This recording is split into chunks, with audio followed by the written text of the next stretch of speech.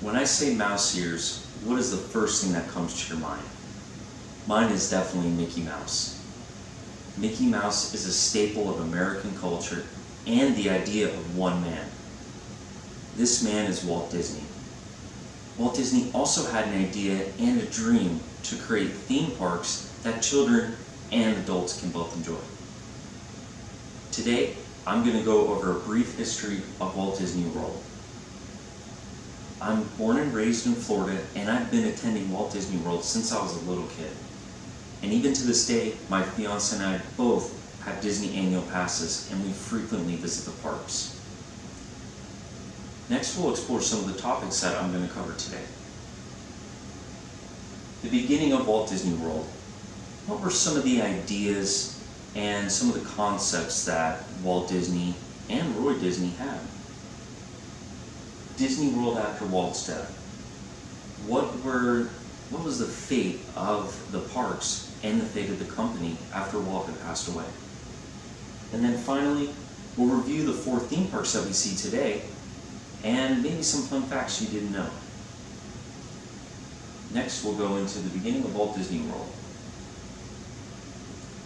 It's November 15th, 1965.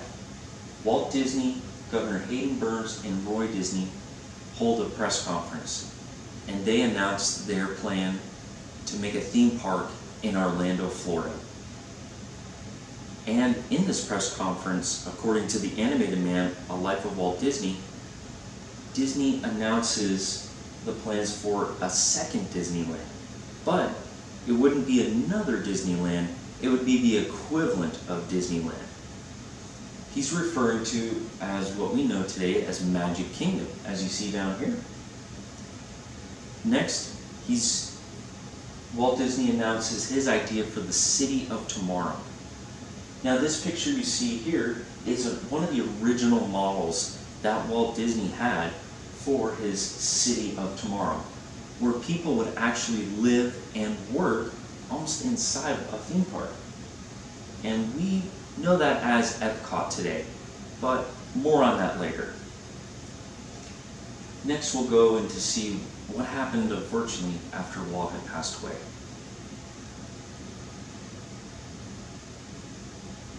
On December of 1966, Walt Disney had passed away from lung cancer. He unfortunately didn't see any of the Orlando theme park areas finalized.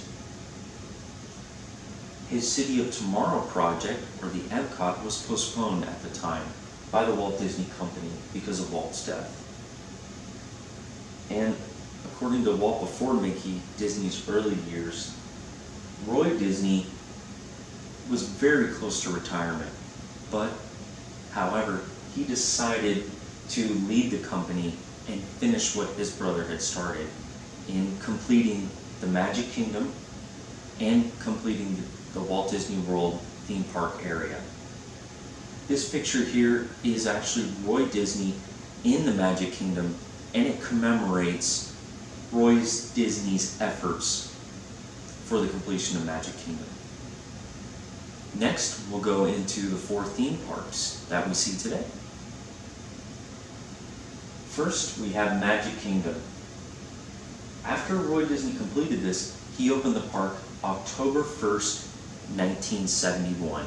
And at that time, the tickets were only $3.50 for adults and only $1 for a child. Next is Epcot. Now this is the modern day Epcot that we see, a little different from what Disney's idea is, where people aren't actually living and working here, but the Walt Disney Company still decided to create it. And Epcot stands for Experimental Protocol Community of Tomorrow. It opened October 2nd, 1982. And Epcot has the fastest ride in Disney World, and it reaches speeds of 65 miles per hour. It's called Test Track. Next is Hollywood Studios. Hollywood Studios opened in 1989 and was known as MGM Studios. Now this park could actually film movies and shows. And a fun fact, the Tower of Terror stands 199 feet tall. The reason it couldn't be 200 feet tall, because if it was 200 feet, it would have to have aircraft lighting on the top to warn the aircraft that a building was 200 feet tall. So Disney decided to make the structure 199 feet tall. And finally, Animal Kingdom. Animal Kingdom opened April 22nd, 1998 on Earth Day. It is the largest of the 4 parks and the largest in the world at 580 acres. It also has the most expensive ride in the world. It's Expedition Everest, a roller coaster ride costing $100 million. And these statistics and info are from magicguides.com. And finally, the summary. We went over the beginning of Walt Disney World, what were some of Walt's ideas, the Disney World after Walt's death, how Roy Disney completed what his brother had started, and the 4 theme parks, a little bit about each, and some fun facts.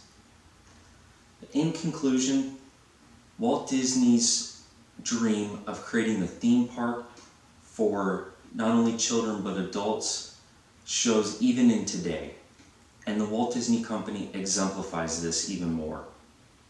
So I hope you enjoyed this presentation, and thank you very much.